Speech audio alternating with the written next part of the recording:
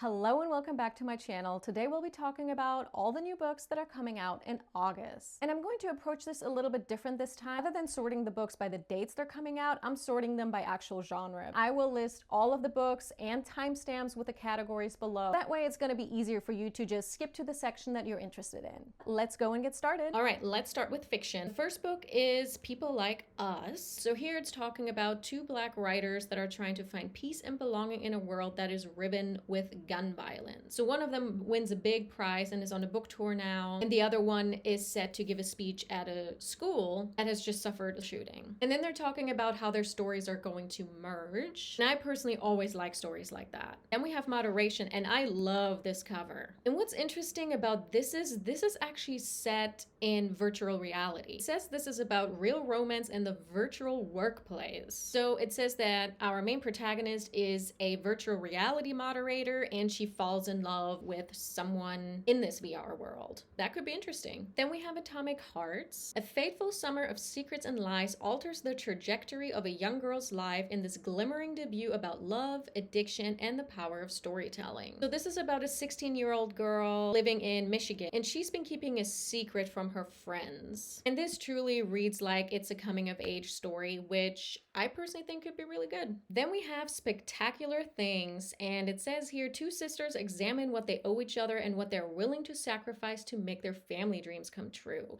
What would you give up for the person you love most? What would you expect in return? And it says, Spectacular Things is a sweeping story about the impossible choices we're forced to make in pursuit of our dreams. Then we have Sunbirth, and look at this cover. And it's saying, in 5 Poems Lake, a small village surrounded by impenetrable deserts, the sun is slowly disappearing overhead. That sounds interesting. 5 Poems Lake had fallen on hard times long before the sun began shrinking, but now, every few days, a new sliver disappears. As the temperature drops and the lake freezes over, the population of the town realizes that they will soon die, if not of the cold and starvation, then of despair. That sounds super interesting. Then we have Mona's Eyes, and this is by a French author. And this is about a girl that will be losing her eyesight forever, and her grandfather picks her up after school and takes her to see a great work of art on every Wednesday. Above all, they will grow ever closer and learn to lean on each other. Yeah, this sounds like it's gonna be a sad one. Then we have Full Bloom, and this is talking about a woman's life is forever changed by a mysterious perfume. One spritz, a dab behind the ears, and Iris is a different woman. Okay. Suddenly she is the object of every man's desire, and she can satisfy her own hungers for sex, love, and ambition. It says it's a sensual and seductive novel, so not for me, but if you can handle spice, then this will probably be a good book. It sounds interesting. Then we have Everything is Probably Fine. The impact of a person's addiction on family is traumatic and all-consuming. Lorna learned at an early age she would always play second fiddle to her older sister Kristen's addiction and her problems. As she embarks on this journey through her life with Bean, her small Greek chorus, Lorna begins to realize that events that seemed ruined by her sister's addiction may not have happened as she remembers. Ooh, so we have an unreliable narrator. I like that. Grand Paloma Resort. This sounds like it could be like the White Lotus, maybe? The Dominican Republic's famed Grand Paloma Resort is the paradise of dreams. Here you can have it all, and the staff is always eager to please. That is, until they are pushed to the brink. Yeah, that sounds like White Lotus, and I'm immediately sold. Next up, we have The Incredible Kindness of Paper. In elementary school, Chloe Hanako Quinn is assigned Oliver Jones as her pen pal. Before sending her letter, she also whispers a note into it, and he hears her. It is the beginning of a friendship that blooms into something more, that is, until disaster strikes. Now, more than 20 years later, Chloe is a high school guidance counselor in New York City, but life is not what she dreamed it would be as she faces a layoff, rising rent, a situationship, and loneliness. So this also seems to have some romance going on, and I see here it's talking about magical realism. Interesting. Then we have I Know How This Ends. So this is by the same author. It says here of Geek Girl and Cassandra in Reverse. I have not heard of either of those. It says here Margot Wayward is in a manically gleeful self-destruct mode. Following the implosion of a 10-year relationship, she's willfully derailing her successful career joyfully taking down men on dating apps and living in total chaos. This sounds like it could be really funny. Then we have For Richer for Poorer. After working as head designer for Oscar de la Renta, Eugenia Ward started her own company when she turned 40 14 years ago. But with the fashion business in major downturn, she has recently suffered heavy losses, and Eugenia desperately needs new investors and new ideas. Then we have Women Seated, an enthralling novel about the unraveling lives of a nanny and the family she works for following the downfall of its patriarch, a prominent Chinese politician. This sounds like it could be juicy. And then we have The Cover Girl, and this says it's being told in 2 timelines. I personally always like when we have multiple timelines, and this is about a model that started out very early and her experiences in the business. Then for thrillers, we have Sheepdogs. So this is about ex-CIA agents, and they have now formed a group called Sheepdogs, and they're doing their own investigations. Then we have The Break-In. Alice, a professional mother of 1, is hosting a playdate with friends at her upscale London home when a disturbed man breaks in. With her child in the next room, Alice panics and kills him, an act later ruled to have been in self-defense. That sounds like it could be interesting. And then we have Jenny Cooper Has a Secret. A woman must decide whether she can believe a dementia patient who claims to have a dark secret. So this is about a memory care facility, and there is a 92-year-old dementia patient who claims that she's killing people. I think that's a super interesting premise because you don't know if this person is just making this up. Is this really something that's happening? Is this something that they're remembering from their past? Sounds good. And then we have The Locked Ward by Sarah Pekkanen. And if I remember correctly, this is the same author that did An Anonymous Girl, and I really like that one. I read that years ago, maybe in 2018 or 2019. And it's saying Georgia is locked in a psychiatric institution where the most violent offenders are held while she awaits trial. The only words she whispered when her estranged twin sister Amanda visits are, "I didn't do it, you've got to get me out of here." So this sounds like it's written from the perspective of an unreliable narrator, and I personally really like that. I'm excited for this. Then we have The Witch's Orchard, and 9th generation Appalachian herself, Archer Sullivan brings the mountains of North Carolina to life in The Witch's Orchard, a wonderfully atmospheric novel that introduces private investigator Annie Gore. Just a little side story here. Up until very recently, I thought Appalachian was pronounced Appalachian, so there's that.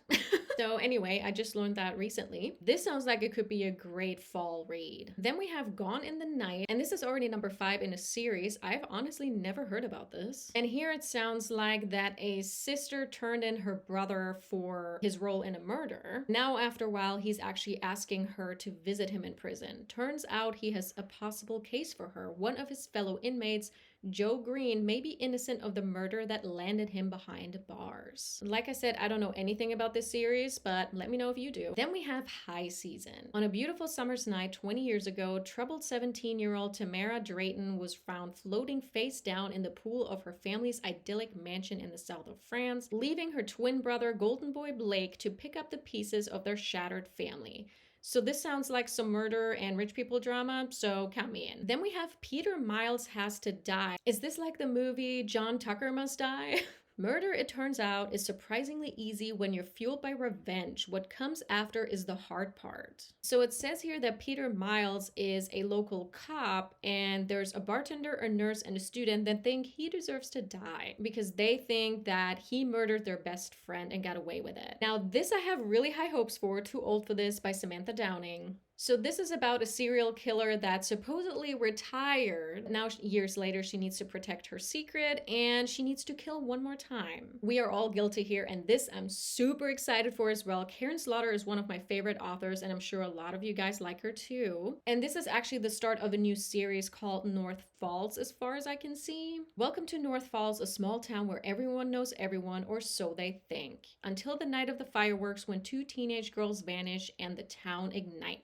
Every teenage girl has secrets, but who would kill for them, and what else is the town hiding? I love small town mysteries, and seeing that it's by Karin Slaughter, I know it's gonna be great. Then we have 13 Months Haunted, and this is by the same author that wrote Dead 11, and it says this is a novel about a unique haunting in the early 2000s. This is about a public library clerk that notices something strange about the new girl that's in 8th grade. Avery Wallace won't touch any kind of technology, not even the computers at the library. and her mother comes to school with her every day, refusing to leave her side, not even when Avery uses the restroom. What? And this is talking about there's rumors that her mother is a witch and her sister and father were killed by something supernatural. A strange virus killed them. It sounds like there's a lot going on, but it sounds amazing. Then we have 5 Found Dead, and this is set on a train. Well, I hope it's gonna be better than With a Vengeance. Next up, the Marigold Cottages Murder Collective. The perfect summer read full of charm and heart, written in the vein of the Thursday Murder Club or Only Murders in the Building, but with a Southern California twist. Mrs. B, the landlady of the Marigold Cottages, is a stubborn idealist who only rents to people she cares about. Sophie, an anxious young playwright with a dark past. Hamilton and Agaro... Oh my gosh, I can't even pronounce that word. I think that's when you're scared to get out of the house. Ocean, a queer sculptor raising 2 kids alone. The perfectionist Lily Ann. And Nicholas, a finance bro who's hiding secrets. I love mysteries where we have people living together in a community and somehow everything seems connected. And it looks like it might be something like that. Then we have Hatchet Girls, and we can see here that is also part of a series. Number 14. Wow, I've never heard of this before. Hap and Leonard never go looking for trouble, and yet trouble in the more vicious and ridiculous of forms always seems to find them. Your next dose of pitch black comedy, mystery, and mayhem has arrived, just as the best friends may finally be calling it quits. It sounds interesting, but honestly, I don't know how I haven't heard about this if this is already number 14 in the series. Then we have Leverage. Ali Al-Jafar is a rising star at notorious hedge fund Prism Capital, but fortunes change fast on Wall Street. When his biggest investment goes up in smoke, Al loses $300 million and his fragile sense of self-worth in a single afternoon. Yeah, that sucks, dude. He's certain he'll be fired, but Prism's obscenely rich and politically connected founder isn't that merciful. Instead, he gives Al an impossible ultimatum: recover the lost money in 3 months, or become the fall guy for the government's insider trading investigation into the firm. That sounds super interesting and sounds like it's going to be fast-paced. Then we have Emma on Fire by James Patterson and Emily Raymond. I have not heard of Emily Raymond. I don't know anything about this collaboration, but it's James Patterson, so I'm sure a lot of people are interested in this. Next, we have Forget Me Not by Stacey Willingham, and I actually have the Flicker in the Dark book on my shelf. Have not read it yet, but I'm sure a lot of people are excited about this one. 22 years ago, Claire Campbell's older sister Natalie disappeared shortly after her 18th birthday. Days later, her blood was found in a car, a man was arrested, and the case was swiftly closed. In the decades since, Claire has attempted to forget her traumatic past by moving to the city and climbing the ranks as an investigative journalist, until an unexpected call from her father forces her to come back home and face it all anew. Whoa, then we have Black Flame. Look at that cover. Ellen, a deeply closeted lesbian, spends all her time in solitude restoring films at a failing archive in New York City, when a group of German academics present her with a print of an infamous exploitation film believed to have been destroyed during the Holocaust. Ellen finds herself focused to confront her own repressed sexuality.